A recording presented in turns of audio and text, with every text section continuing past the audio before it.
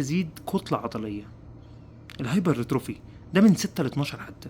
طب الماكسيمم سترينث، جالي سؤال على الخاص بيقول لي يا كوتش انا كنت ببلق الفترة الأخيرة بيضخم يعني، وانا دلوقتي عايز اعمل كاتنج، عايز انشف. اعتقد ان انا ابدا ازود في العدد، مظبوط، اقلل في الاوزان وازود في العدد. يعني تقريبا العب من 15 ل 25 عده واقسمهم على المجاميع، مظبوط الكلام ده؟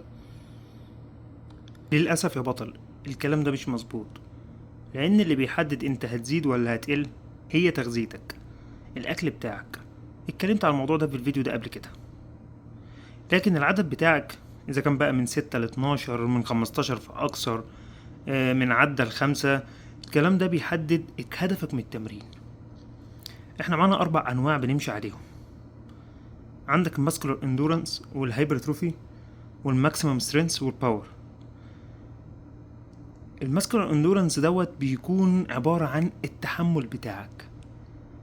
لو انت عايز تكمل تلعب التمرين لفترة اطول، يعني ما ينفعش انك تروح مثلا تزود تعمل كتلة عضلية بس، ما ينفعش انك تلعب باور بس، ما ينفعش تلعب سترينث بس، ما ينفعش تلعب حاجة واحدة بعينها، لازم تعمل الميكس بينهم.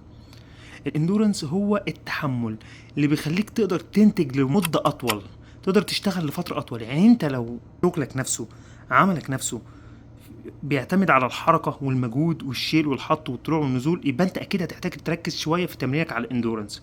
انا رايح الجيم عايز ازيد كتلة عضلية. الهايبرتروفي ده من 6 ل 12 حتى. طب الماكسيمم سترينث والباور، الناس 90% من الناس ما تعرفش الفرق بينهم.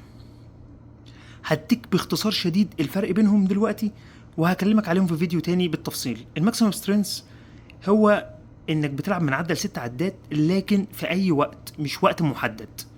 لكن الباور هو من عدة ل5 عدات في اسرع وقت ممكن.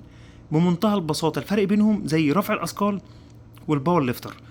رفع الاثقال ده محتاج يشيل وزن تقيل اوفر في اقل وقت ممكن بحركة معينة، لكن الباور ليفتر محتاج يشيل وزن تقيل اوفر لكن مسموح له باي وقت هو براحته، دقيقة 2 3، المهم يرفع الوزن. وزي ما بقولك دايما خليك رياضي، خليك صحي، خليك ذكي.